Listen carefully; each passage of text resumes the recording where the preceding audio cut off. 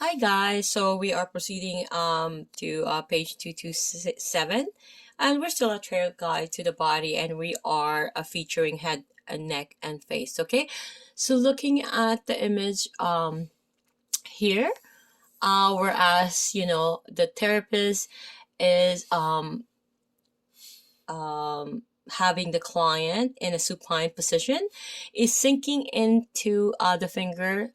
Sink your fingers. Sorry, my apologies. I'm just gonna read this.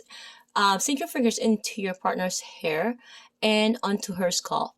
So note the temperature and moisture or oiliness. Okay. So using your finger pads for contact, we're gonna gentle tug the scalp in all direction. We're gonna rotate the head to the side to reach behind the ears and at the base of the skull.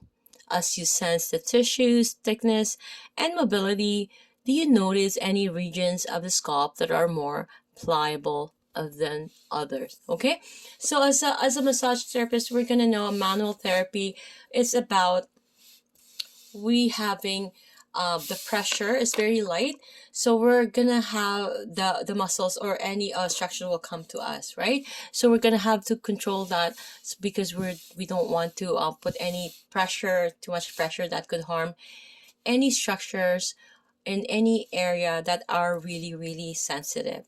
Okay, especially we have to know as a therapist where are the locations for the arteries, veins, or the nerve that could be compressing any way or the other during any manual therapy. Okay, so please look at the image here 5.3. So using your thumb pads, you're gonna gently torque the skin and fascia of the forehead and face. So when we say torque, okay, so I have my you see the direction of the arrow there, up and down. So you're gonna have to torque it, right? You know how like these girls when they in the Philippines too, we have this out of malice Philippines, it's in the eye of the beholder, right? So a 2-year old, my daughter was actually crazy about this, but she usually torques. She was like 2 years old up to I think 7, she was torquing.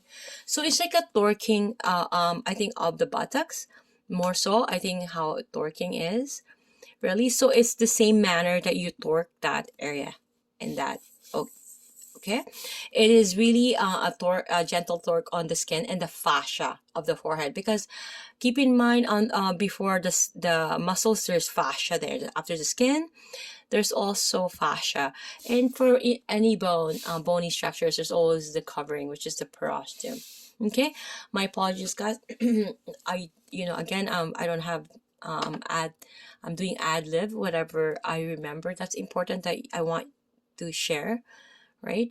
So because it's important, because I know a lot of people go to masseuse for I was a holistic practitioner, and there's nothing wrong with that because it is about relaxation and all that, but it is important that um we should be able to get therapy, because we're not gonna be we're the crutch, right?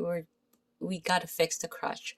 So if there's something imbalance, we need to do therapy on it. Okay, so looking at image 5.4, information here. So we're moving the neck.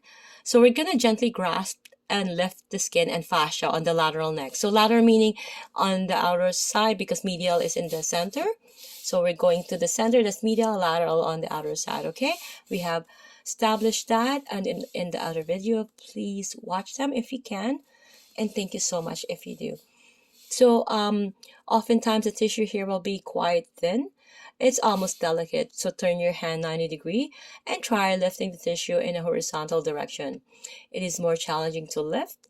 So next, explore the anterior neck, including the tissue under the mandible, right? Under the mandible. This is the mandible.